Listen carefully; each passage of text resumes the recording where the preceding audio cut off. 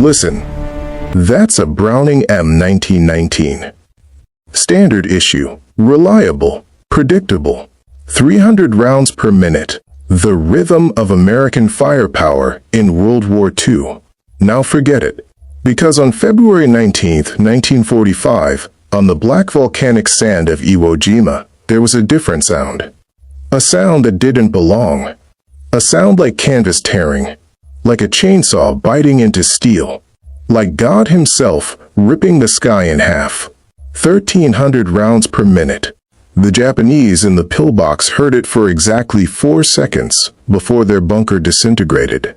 Dawn. The smell of sulfur mixing with burnt cordite. Black sand so hot it melts boot rubber. Company A, 1st Battalion, 28th Marines, pinned down 30 yards from the surf line. Standard operating procedure. Suppress the bunker. Advance under covering fire. Flank. Demolish. Except the bunker won't stay suppressed. The BAR gunner squeezes off bursts. 20 rounds. Click. Magazine change. In that 3-second gap, the Japanese open up again. The .50 caliber rounds punch through the sand berm like it's tissue paper. 2 Marines don't get up. They try the M1919. Too heavy. Too slow. You can't maneuver with 60 pounds of gun and tripod while someone's trying to remove your head. The Thompson submachine gunners lay down fire. The .45 ACP rounds bounce off the concrete like angry wasps. Useless. Men are dying in the black sand. Then someone stands up. He's in the open, no cover. That's suicide doctrine. But he's not running toward the bunker or away from it. He's just standing there, holding something wrong. The weapon has the wooden stock of an M1 Garand rifle, but the barrel is too long, perforated, aircraft grade, and there's a belt of ammunition feeding into it like an umbilical cord of brass and death. He doesn't aim, he points. He pulls the trigger. The sound isn't gunfire. It's a continuous scream, a howl. The muzzle flash is 3 feet long, and the rate of fire is so high, it sounds like a single sustained note of violence. The bunker doesn't just stop shooting. It comes apart. Concrete chips. Dust erupts. The firing slit becomes a gaping wound. In 5 seconds, he dumps 100 rounds into a target the size of a mailbox slot. The Japanese inside don't stand a chance. Silence. The weapon shouldn't exist. Rewind 6 months. The Pacific War, 1944. The Japanese have learned. Early in the war, they defended beaches. Americans obliterated them with naval bombardment, so they moved underground. Iwo Jima, Peleliu, Okinawa. Islands transformed into concrete honeycombs. Bunkers with interlocking fields of fire. Artillery caves connected by tunnels. Positions that could withstand 1,000-pound bombs. The American infantry loadout wasn't designed for this. The BAR, Browning automatic rifle. 20-round magazine. Rate of fire, 500 rounds per minute on full auto. Sounds impressive until you realize you're empty in 2.4 seconds. Then you're reloading while someone's trying to kill you. The M1919. Belt-fed, yes. Sustained fire, yes. But it weighs 60 pounds with the tripod. You can't run with it. You can't assault with it. It's a defensive weapon being asked to do an offensive job. The Thompson, excellent for close quarters. Useless beyond 50 yards. The .45 caliber pistol rounds couldn't penetrate fortified positions. Might as well be throwing rocks. The Marines needed portable, overwhelming firepower. They needed something that could dump hundreds of rounds into a bunker while moving. Something that could suppress enemy positions long enough for assault teams to advance. They didn't have it. The Japanese tactic was elegant and brutal. Let the Americans land. Don't fire during the naval bombardment. Stay hidden. Wait. Then, when the beaches are packed with men and equipment, when retreat is impossible and advance is suicide, open fire from concealed positions. enfilade fire, grazing fire, interlocking fields that turn open ground into a kill zone where nothing survives. And intelligence was screaming about Iwo Jima. 11 miles of tunnels, 1,400 pillboxes and gun emplacements, garrison of 21,000 Japanese soldiers with orders to fight to the death. If the Marines landed with standard gear, it would be a massacre. This weapon doesn't appear in any manual. It was never approved. Never tested. Building it violated half a dozen military regulations. It was dangerous to fire. The barrel was designed to be cooled by 300 mph winds at altitude. On the ground, it would glow white hot in seconds. And on February 19, 1945, it was the only thing standing between an entire platoon and annihilations. But to understand how a piece of aircraft wreckage saved the invasion of Iwo Jima, how a former toolmaker turned a scrapyard into an arsenal, we have to go back. Back to the moment someone looked at a wrecked fighter plane and saw not garbage, but salvation. The scrapyard sat behind the lines on Hawaii, a graveyard of twisted metal and broken dreams.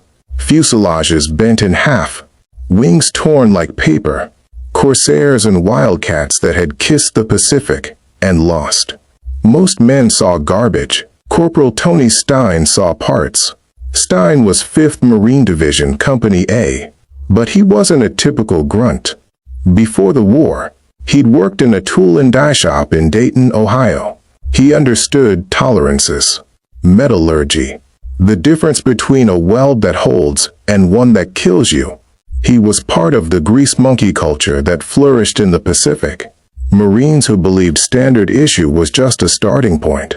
They modified. They improvised. They built weapons the Army Ordnance Department would never approve, because the Army Ordnance Department had never been shot at by a Japanese pillbox.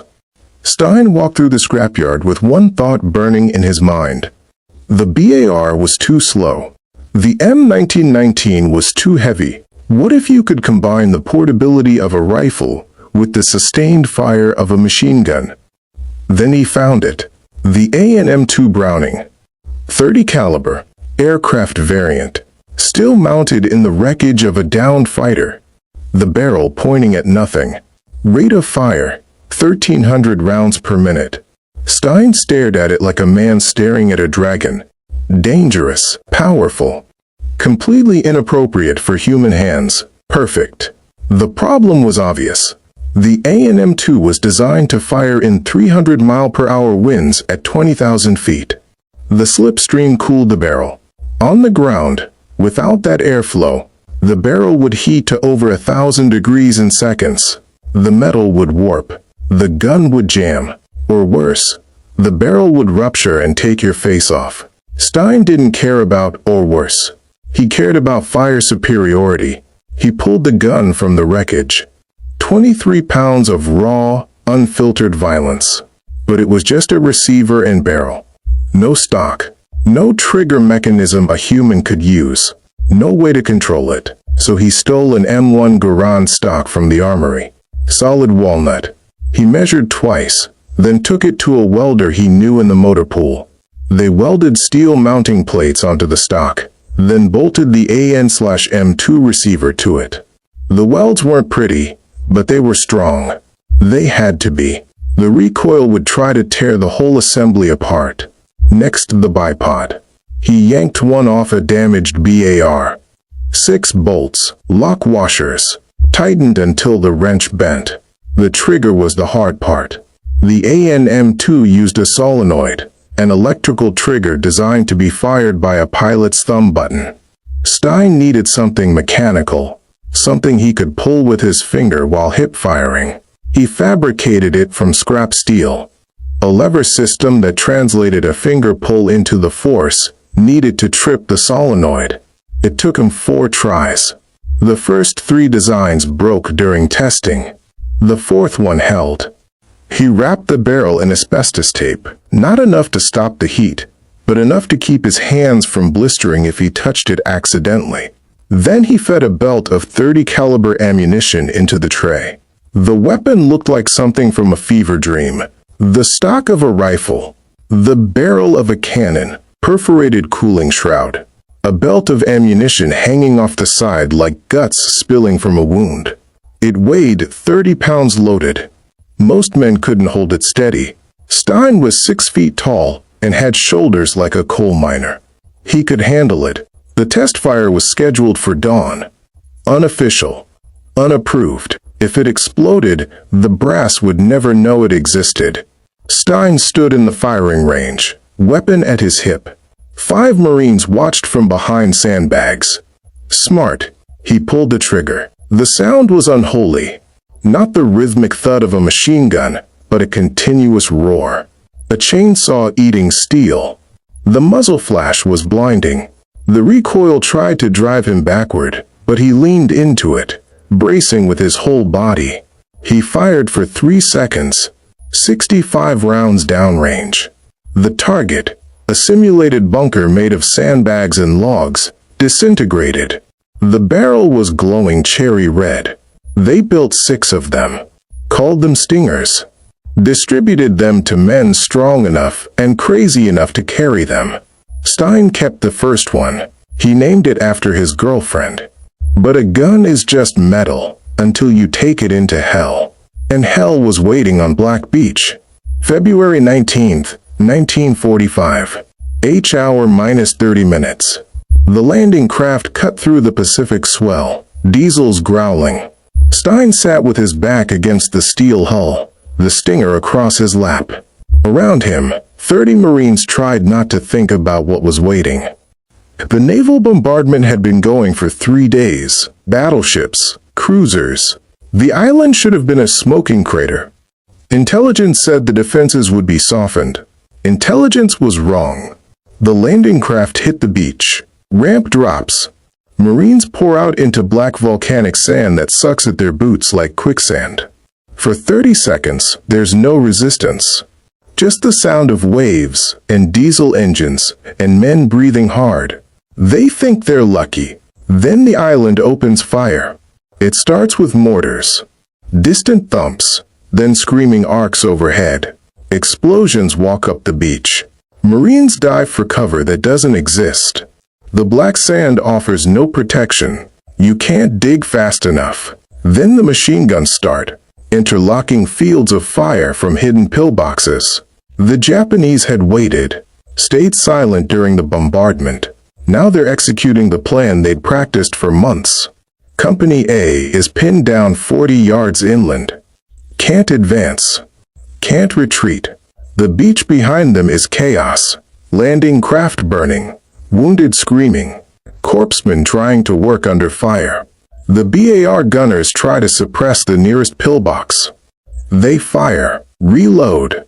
Fire again. The bunker goes quiet for 10 seconds. Then it opens up again. One BAR gunner takes a round through the chest. Dead before he hits the sand. Stein watches from behind a wrecked amphibious tractor. His weapon is useless if they can't move. But they can't move because of the pillbox. He counts 3 bunkers in a complex, supporting each other. If you assault one, the others cut you down. It's a perfect defensive position. Casualties are mounting. 15 minutes on the beach, and they've lost a quarter of the platoon. The lieutenant is screaming into a radio, requesting armor support. The tanks are stuck 200 yards back, bogged down in the soft sand. No help coming. Stein looks at the Stinger. 100 rounds in the belt. Maybe enough for one good burst. Maybe not. He realizes they're going to die here if someone doesn't do something impossible. He checks the chamber. Checks the belt feed. The barrel is cold now, but it won't stay that way. He stands up.